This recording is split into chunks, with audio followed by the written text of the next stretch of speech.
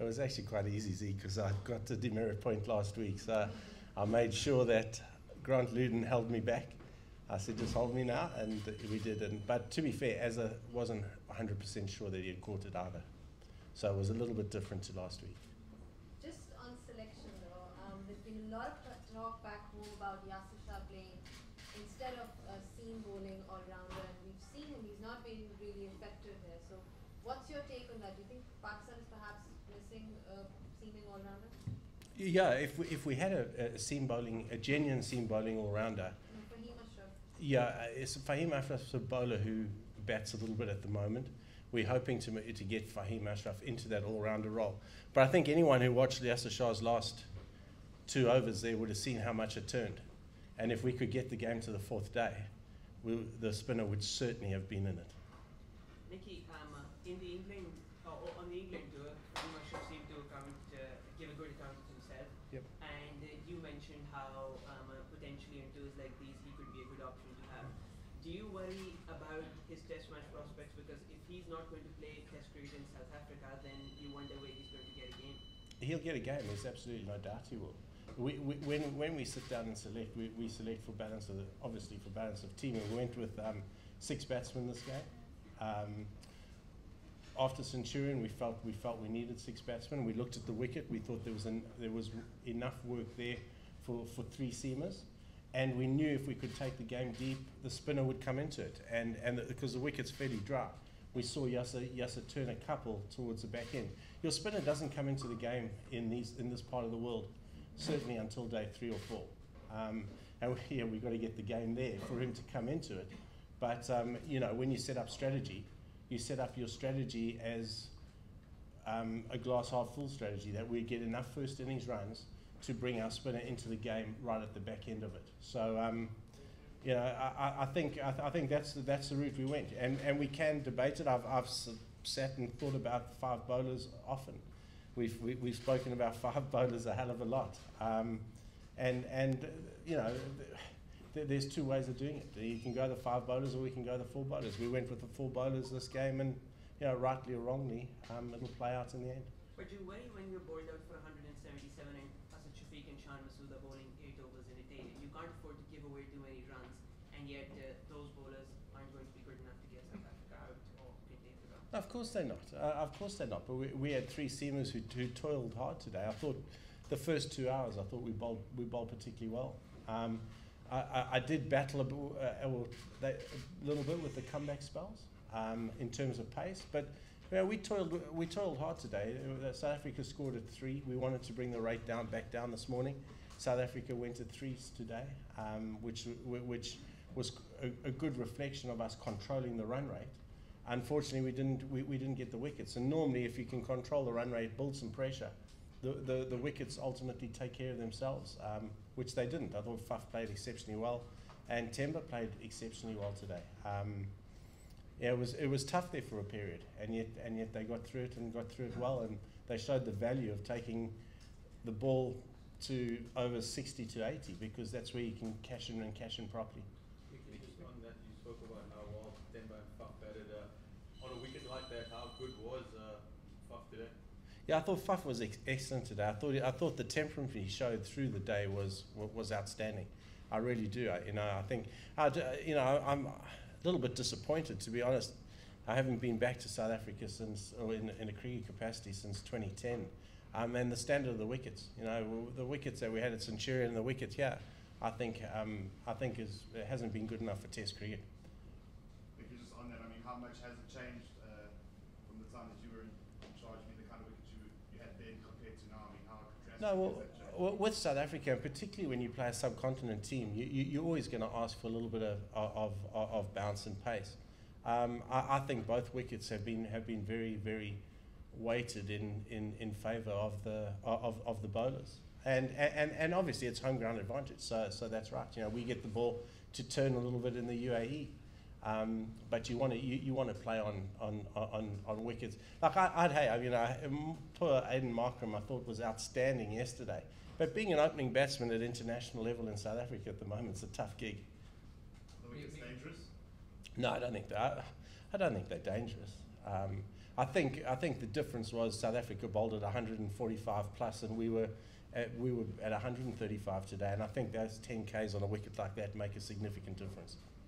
Mickey, just on the talking about the spinner and Yasir Shah, the role that you see to play if you can get it like in the Test match. Do you think South Africa maybe miss a trick in not picking their spinner for when they've got a bat, when you've got a bat for the second time in this Test match? No, I mean, it's an interesting debate, you know, and I think we both we thought long and hard about playing 4 seamers here, and then thought, well, we've got possibly arguably the best spinner in world cricket.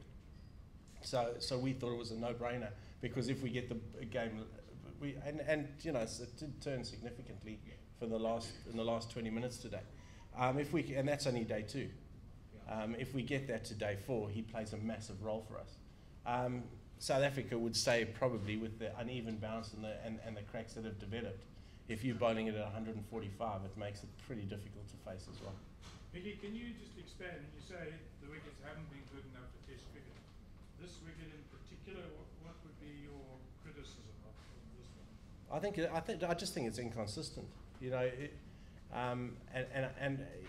we saw how many. I think there was 7 stoppages today for balls that hit cracks, and the fizz, you know, came running out. And we're talking about day 2. I understand it if that gets to day 4 and day 5, because that's what happens in Test cricket.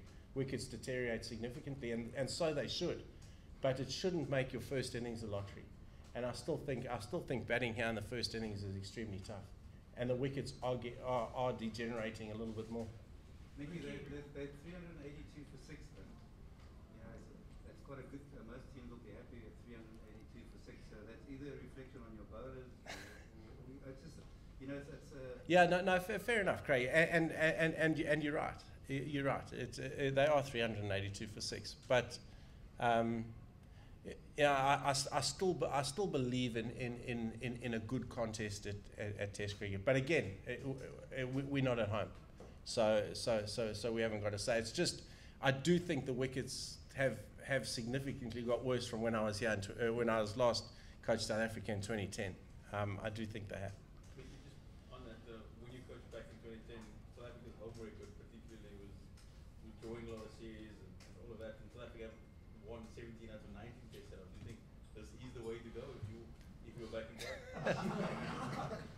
Well, if I was coaching South Africa and we were possibly playing a subcontinental team, yeah, it's probably the way to go. I'm talking with my my boots on the other foot, and looking at it as a genuine cricket contest. Yeah. Mickey, you mentioned South Africa cashing in over 60 to 80, but then today when the new ball became available, it was 20 minutes to tea, so you'd have 2 bites of the cherry. Any reason it wasn't taken?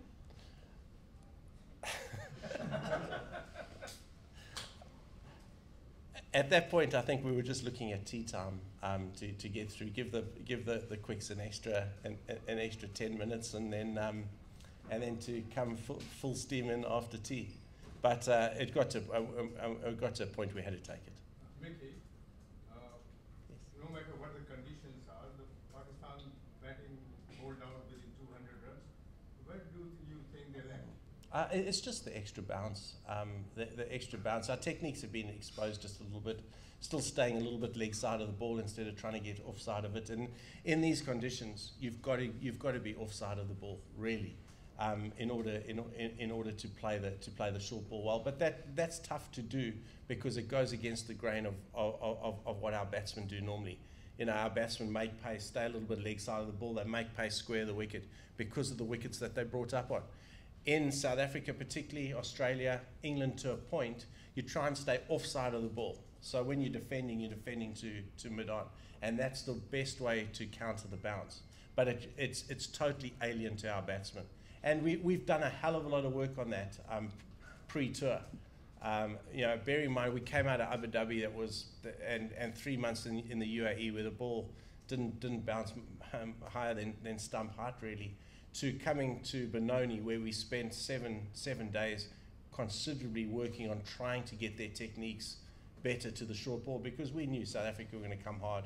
We knew they were going to bowl as many short balls as they possibly could, and that's been the tactic against all subcontinent teams in this part of the world. So we did work on it, but the bounce is just the extra bounce is something that we need to cope with and need to cope with quick. Mickey, your thoughts on the match situation? Yeah, we'll bowl them out, I think, in the next 20 minutes tomorrow, and then we'll get 400 and we'll bowl them out on day 5, and Yasir Shah will take 6. How much is too much, though? I don't know, Crystal. I mean, at the moment, if we can, I want to see us really fight hard tomorrow and fight hard, particularly with the bat. That's my expectation, and then who knows what happens after that. Mickey, there's still what ifs. I mean, the guys bowled well this morning.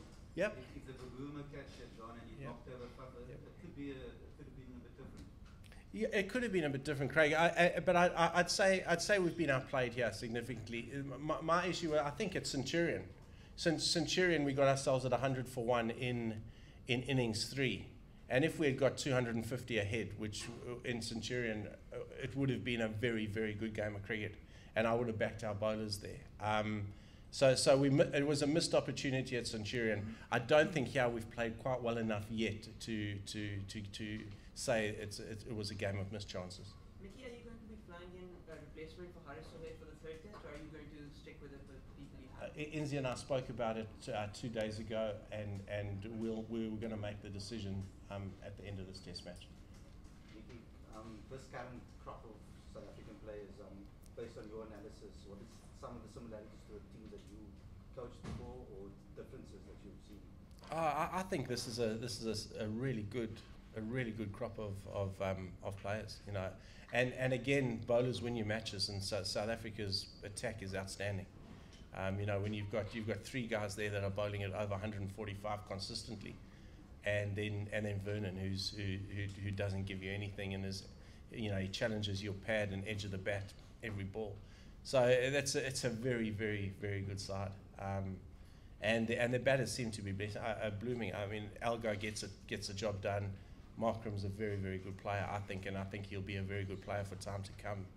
So and then you got Hash and Faf, and Temba played well. So no, they look a very good unit, particularly in these conditions where the wickets suit them.